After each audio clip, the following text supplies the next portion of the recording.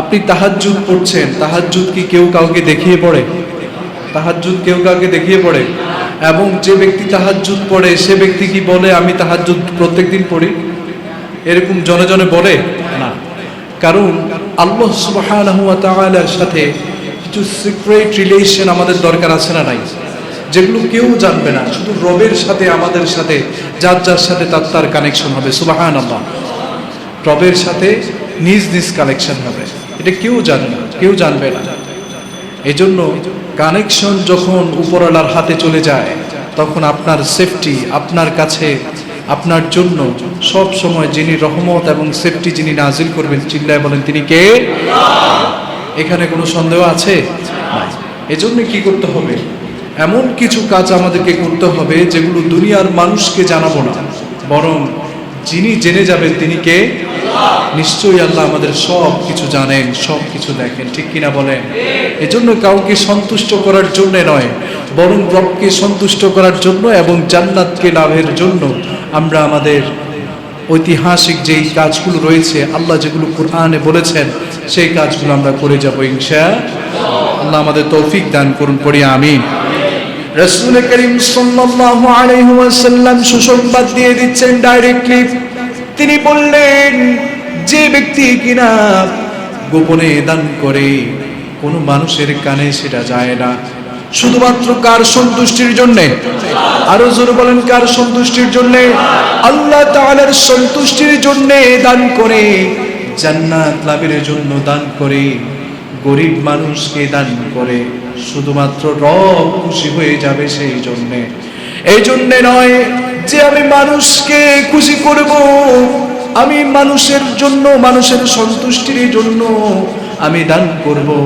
আমি যদি দান করি মানুষ আমাকে বড় বলবে।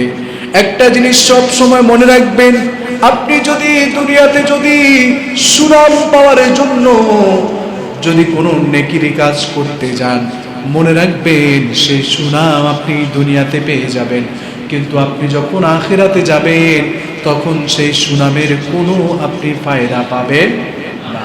কারণ আপনি দান করেছেন উদ্দেশ্য একটাই, সেটি হচ্ছে আমাকে সমাজের মানুষ ভালো বলবে। কি বলবে? আরো জোরে বলেন, কি বলবে?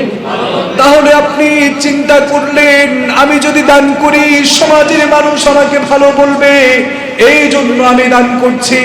মনে রাখবেন, সমাজের মানুষ আপনাকে দুনিয়াতে বলবে এই মানুষটা দান করেছে, এটাই বলবে।